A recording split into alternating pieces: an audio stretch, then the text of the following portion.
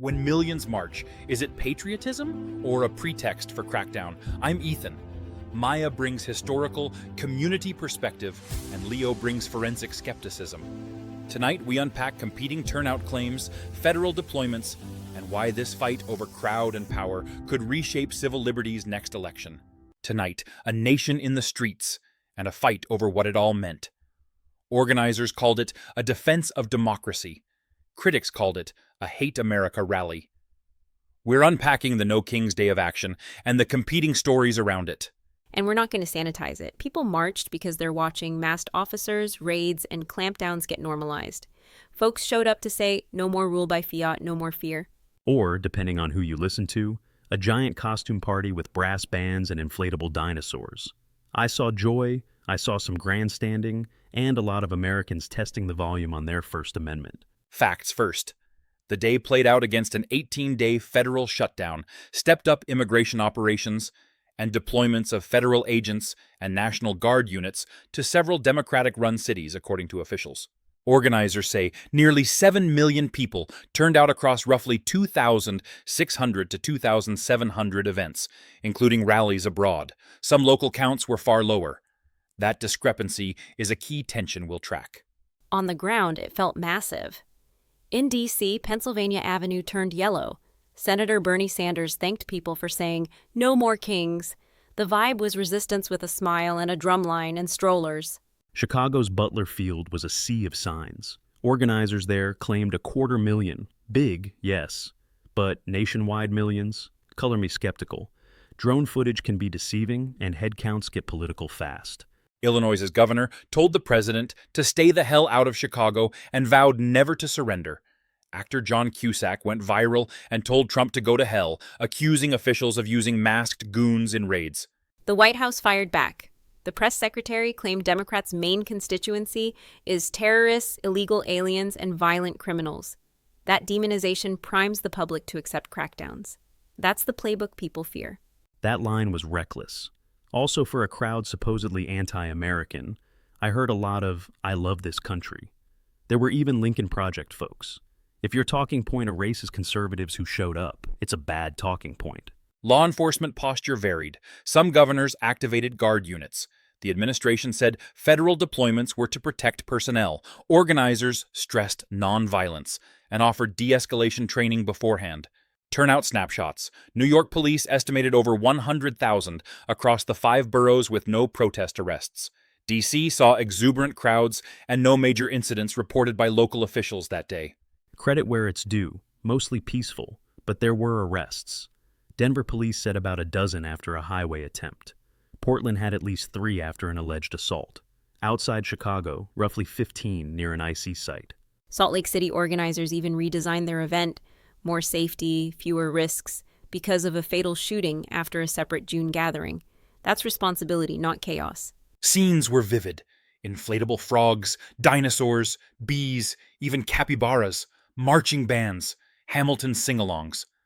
The raging grannies called themselves an international freeform gaggle. Families mingled with safety teams.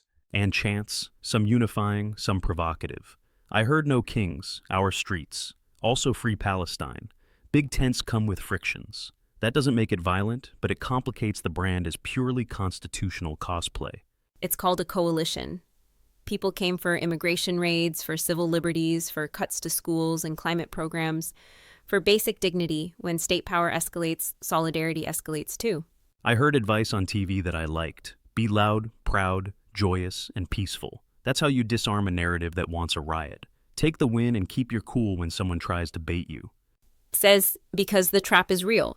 Organizers in Virginia said, "We won't be intimidated when the guard was activated. The point is to show love of country, not hand anyone a pretext for crackdown." Official framing split sharply. House leadership labeled it a hate America rally and warned of Antifa. Trump denied the King label and his campaign mocked with satire. Protesters framed it as patriotic and inclusive. At the mic in D.C., one speaker said, "I'm here out of love. I chose America. No crowns, no thrones, no kings." And to conservatives, if you oppose big government tyranny, how are you okay with unmarked vans bundling people? Fair question. But big claims need receipts. If you say unmarked officers are disappearing citizens, show the body cam, the complaint number, the policy memos. Otherwise, the hyperbole backfires and helps your critics. Receipts are precisely what people want. Clear rules for federal deployments, identification requirements, oversight on ICE and Border Patrol operations. Transparency would cool this temperature fast. Quick recap before we widen out. A day framed by organizers as nonviolent democracy defense. A minority of arrests, a large footprint with contested totals, and a hard political counterattack from Republicans. Also notable, conservatives showed up. I met Lincoln Project folks and old-school Republicans who just don't want executive overreach. That undercuts the hate America talking point more than any hashtag. And they weren't just marching. There were voter registration booths. People said, we'll out-organize, outvote, outlast. The math? There are more of us than them. Majority rule is only real if the majority participates. Sure, register people, but don't promise what protest can't deliver. What are the measurable asks? End specific enforcement tactics? Limit federal deployments? If you want policy, translate chants into bullet points. Start with this. Ban unmarked arrests, require visible IDs, publish deployment rules, civilian oversight of joint task forces, and no federal crowd control without local consent. That's a short list with big impact. Evidence gaps remain. On attendance, independent verification is thin. On peacefulness, many cities report calm, while some suburbs logged arrests. On tactics, we have accusations and denials. Documentation will matter. And let's retire the martial law panic. That kind of talk animates your base but alienates the middle. The more you invoke fascism every 5 minutes, the less it means, even when there's a legit abuse to call out. Language gets strong when people feel cornered. Immigrant families, Muslim neighbors, trans kids, targeted in speeches and policy. You heard the slurs from the podium. People respond with urgency when power dehumanizes them. The movement's culture mattered too. Families, toddlers, safety volunteers. And yes, whimsy. A granny choir leader called their network a free-form gaggle. That blend of play and purpose shaped the day's tone. Which might be why incidents were limited. It's hard to riot in a bee costume. The danger zones came where people tried to block highways or clash with countergroups. That's where training and marshals earn their keep. Coalitions stretched into red counties, sidewalks in Kentucky, a schoolhouse in Kansas, a lake center in North Dakota. That's not a coastal elite tantrum. That's civic muscle memory from sea to shining sea. And if you want those places to stick with you, lean into the constitutional message. The no kings frameworks across ideologies. The more you bolt on unrelated agendas, the more you risk splintering the tent. Diversity of grievance isn't drift, it's reality. Shutdown pain, program cuts, environmental rollbacks. Authoritarianism isn't a single policy. It's a pattern that touches housing, schools, climate, speech. There's also the optics war. Organizers circulated aerials to validate size. The Trump campaign circulated satire to minimize it. We've seen this movie. Each side curates images. Independent verification lags behind. So, build your own credibility, publish your counting method, share incident logs. If you claim near 7 million, explain the math. If the numbers hold, skeptics like me will have to tip our cap. If not, it's fodder for critics. Meanwhile, the work continues. Organizers said this was a day one, not the finale. Register, defend voters, show up locally. People kept saying we're citizens, not spectators. That's the ethos to scale. One more tension point. Republicans charged extremist infiltration.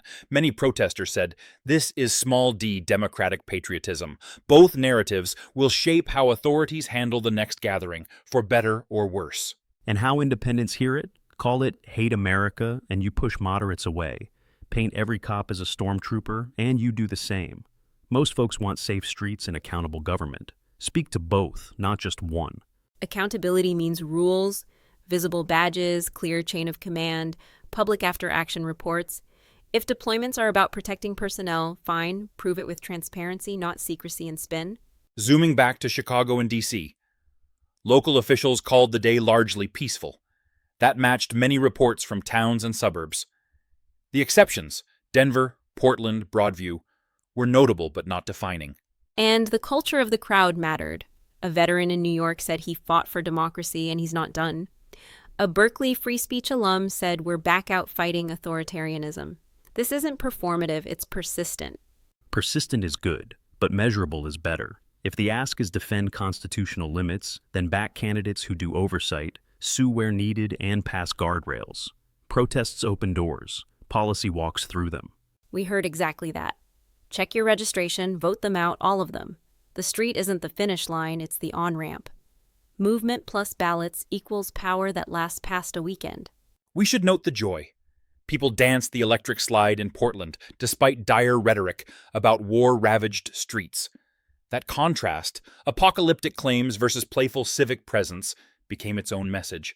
Joy travels better than rage. If your point is, we the people will rule, then look like the country. Kids, elders, grannies in purple hats, and yes, a few capybaras. That's how you beat the caricature. And still urgency, people worry about third-term jokes, merch hinting at it, norm breaking as a sport.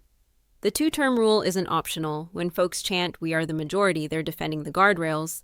Guardrails are law, not vibes. Courts, Congress, voters. Keep your eye on those levers, not just on clever signs. If you secure transparent enforcement rules and reaffirm limits on deployments, that's a concrete win. As Maya argued earlier, fears about opaque tactics fueled turnout. As Leo urged, translating that into specific oversight is the next test. Both things can be true at once. And don't sleep on political backlash. The Hate America tag energized people.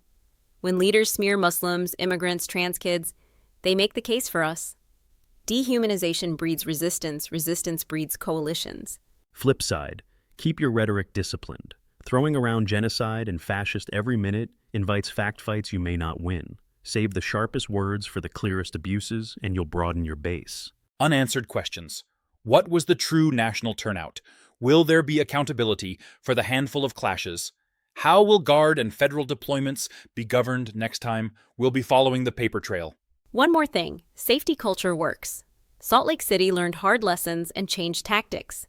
That should be the model. Train, de-escalate, care for one another. No king also means no martyrs on our side. And if you want skeptics to join you, keep embracing conservatives who oppose overreach. When a Republican governor's guard shows restraint and a progressive crowd stays peaceful, that's America at its best. America at its best is multiracial, multi-faith, multi-everything, saying together, no kings. That's not hate, that's constitutional love. The people united will never be defeated. As long as the people also read the fine print, show up on off years, and push for the boring reforms that make loud days like this unnecessary. I like a parade, but I love a policy memo. So where does this go? Organizers say the movement continues locally and nationally.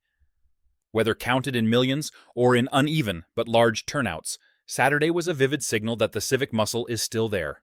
Next steps: oversight hearings, public records, legal challenges, and school board to Senate organizing. No kings is a slogan. Democratic practice is the project. Keep going. And publish your receipts. If you want to win the narrative war, be the first to fact-check yourself. Count honestly, own the blemishes, and voters will trust you more than any meme can hurt you. We'll leave it there. On our next episode, we'll dig into verified attendance data, the arrest records from Denver to Broadview, and the rules governing federal support in local protests. No kings and no shortcuts.